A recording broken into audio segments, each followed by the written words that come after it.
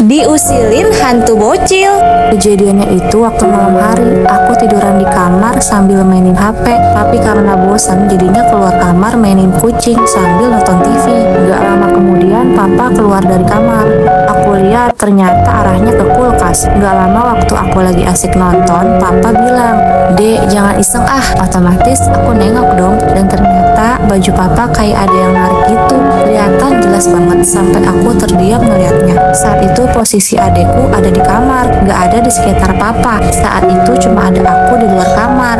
Berulang kali papa bilang, "Jangan iseng ah dek, jangan iseng, jangan narikin baju papa." Aku tetap gak ngasih tahu kalau itu makhluk gak kasat mata yang isengin papa. Akhirnya papa nengok sendiri sambil bengong lirik-lirik kanan kiri dan melihat ke aku sambil nanya, "Kamu ya kak narik baju papa?" Dan aku jawab, "Aku aja dari tadi nonton TV, mana mungkin aku narikin baju papa, kan jauh jaraknya pak." Setelah kejadian itu aku langsung matiin TV dan buru-buru masuk ke kamar. Wujudnya emang gak kelihatan, tapi itu jelas banget kelihatan baju papa kayak ada yang narik gitu. Alhamdulillah wujudnya gak kelihatan. Guys, kalian kalau di rumah sendirian hati-hati ya, ada yang isengin kayak gitu. Dibilang aneh sama teman-teman karena aku indigo. Begini ceritanya guys, waktu aku masih kecil aku sering sekali melihat hal-hal aneh alias hal-hal tak kasat mata. Aku melihat mereka seperti halnya manusia.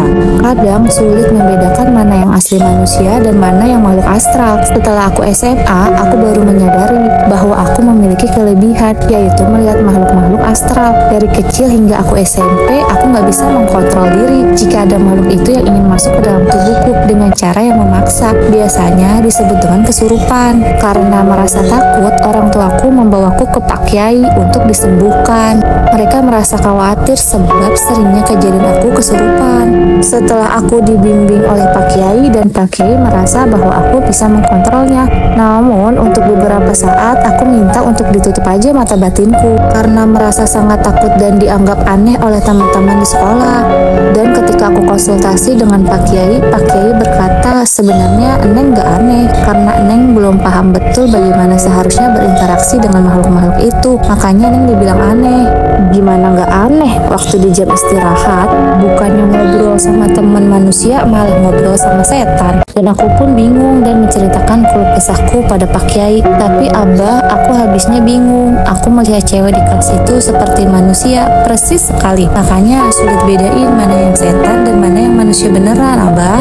Pak Kiai pun berkata, "Ya udah, kalau emang Neng merasa hal itu sangat mengganggu Neng, mari Abah bantu buat ditutup." Aku pun terdiam dan berpikir selama kurang lebih 20 menit dan akhirnya berkata, "Abah, aku mau coba dulu. Aku mau belajar bagaimana aku mengendalikan penglihatanku. Mungkin aja dengan begini aku bisa membantu orang lain, sama seperti Abah yang suka membantu banyak orang." Dan Pak Kiai pun menyetujuinya sambil aku terus dibimbing agar tidak terjerumus ke hal-hal yang negatif. Gimana guys menurut kalian? Jadi indigo tuh seru gak sih? Keponakanku sayang, keponakanku malang. Ini kisah nyata keluargaku. Asli, ini cerita nyeremin sekaligus sedih banget. Cerita dan pengalaman dari ibuku sendiri. Begini ceritanya guys. Seperti biasa, lampu diredupkan dan ibu mulai tidur di sampingku sembari memelukku. Ibu memulai kisahnya. "Oh ya, pernah dengar ucapan orang zaman dulu yang jika sedang mengandung, apalagi kandungan sudah membesar, diharuskan menggunakan lamle atau semacamnya. Konon katanya untuk menghindari gangguan makhluk halus." Tak mengindahkan ucapan orang tua, Kak Lia yang sedang hamil tua selalu tidak percaya hal tersebut sambil menjawab dengan kata-kata, "Zaman udah modern bu, setannya pada dugem." Mulailah memasuki usia kandungan 8 bulan, kejadian demi kejadian dialami ibuku yang selalu menjaga kakak, mulai dari kuntilanak yang selalu mencoba menyentuh kakak hingga suara tawa perempuan cekikikan tiap malam. Tapi anehnya kakakku justru nggak ngerasain apa-apa. Kejadiannya itu terjadi ketika Kak Lia melahirkan di salah satu RS di bilangan Jakarta Utara.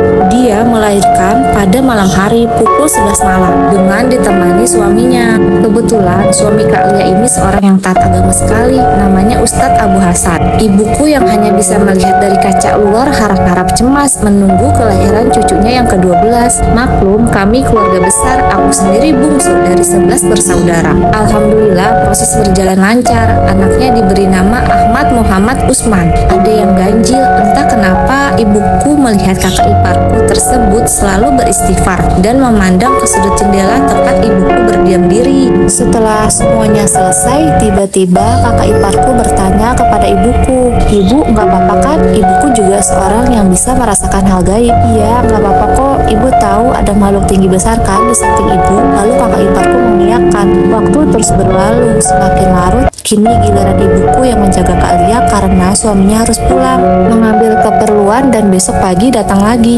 Orang melahirkan pasti mengeluarkan banyak sekali darah kan? Dan dengan sembrono ibuku mencuci pakaian, selimut dan apapun itu yang terkena darah di WC rumah sakit. Bau darah yang amis sudah pasti mengundang banyak makhluk halus datang. Tapi ibu tak memperdulikan. Saat sedang konsen mencuci, tiba-tiba ibu merasakan hawa yang sangat dingin sekali.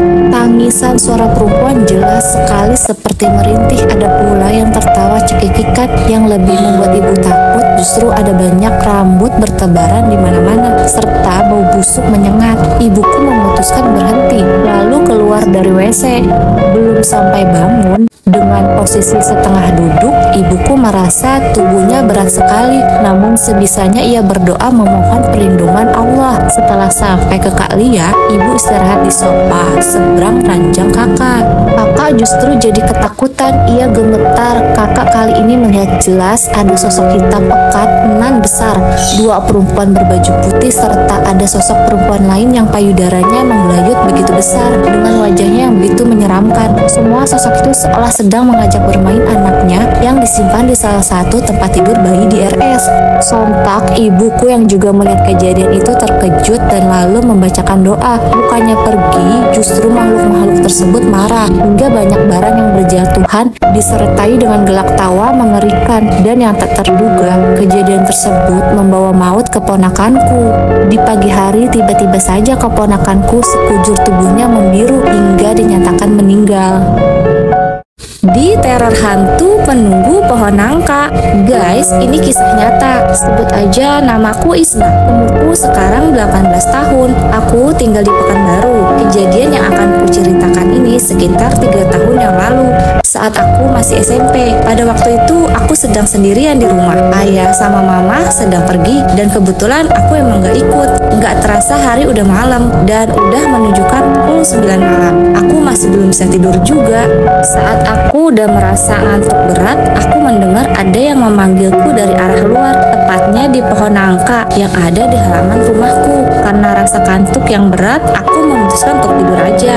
Beberapa jam aku tidur, aku bermimpi bertemu dengan anak kecil kerdil. Dia mengajak aku main, tapi aku nggak mau. Pas aku coba menjauh dari anak kecil itu, tiba-tiba dia langsung menerjang aku dari belakang. Pas posisinya anak kecil itu duduk di atas badan aku. Apa yang aku rasa benar-benar nyata. Wajah anak kecil tadi berubah menjadi wajah yang menyeramkan. Matanya besar melotot ke arahku, ditambah dengan wajahnya yang banyak berlumuran darah. Karena kaget, aku langsung sadar dan terbangun dari tidurku. Betapa kagetnya lagi, anak kecil di dalam mimpiku tadi tiba-tiba berada tepat di depanku, persis seperti sedang di dalam mimpi. Seketika badanku kaku, lesu, tidak bisa digerakkan. Namun setelah aku membaca doa sebisaku, hantu tadi langsung menghilang perlahan. Setelah kejadian itu aku nggak bisa tidur sampai pagi. Besok pagi mama dan ayahku pulang. Langsung dong aku ceritain kejadian nyeremin yang baru aja aku alamin.